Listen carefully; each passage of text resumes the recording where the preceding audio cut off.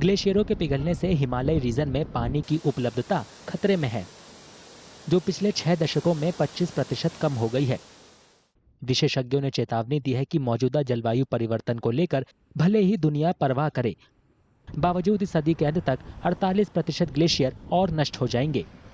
कश्मीर विश्वविद्यालय में किए गए अध्ययनों से पता चलता है कि जलवायु परिवर्तन के कारण जम्मू कश्मीर और लद्दाख में ग्लेशियर तेजी से पिघल रहे हैं। So very huge glaciers we have, 500 to 600 meters thick. So this is a huge resource that we have in the Jammu Kashmir and Ladakh. Because of the increasing temperatures, we are seeing the melting of these glaciers. The other thing that's happening in this region under the climate change is that we get less snowfall and comparatively we get more rainfall.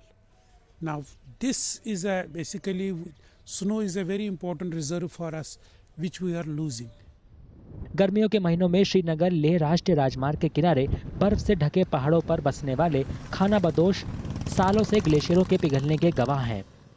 उनका कहना है कि पिछले कुछ सालों से पहाड़ों पर बर्फ की लंबाई और फैलाव कम हुआ है। जो ग्लेशियर है वो अभी कम हो गया, पहले तो यहाँ तक होता था, अभी धूप की वजह से बहुत कम है।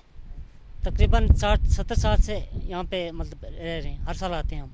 अभी धूप की वजह से बहुत कम हो गया, अब पहले तो यहाँ तक होता था, अभी बहुत कम रह गया, ये ग्लेशियर खत्म हो गया धूप की वजह से।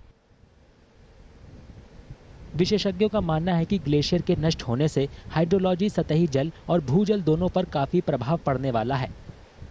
यहाँ से हम 70 साल से आ रहे हैं, हमारा बाप दादा, और हमें भी लगभग 20 साल हो गए।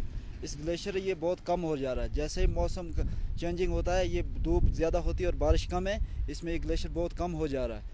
पहले तकरीबन नीचे तक होता था, अब बहुत ऊपर जा रहा है, और इसमें हम नज़दीक भी जाता है उसके माल मवेशी के साथ, तो ये बहुत गिरता हुआ दिखाई दे रहा है, पानी में जाता है बहुत ज़्यादा, और अब कम हो गया ये, इसलिए अब ये बहुत कम रह गया। पहले बहुत नीचे तक होता था, इसमें एक बार ये ब्रिज भी गिरा 2014 में।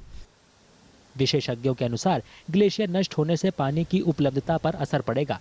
पानी पर निर्भर रहने वाले क्षेत्र जैसे कृषि और बागवानी पर भी इसका असर पड़ेगा। जैव विविधता भी इससे प्रभावित होगी।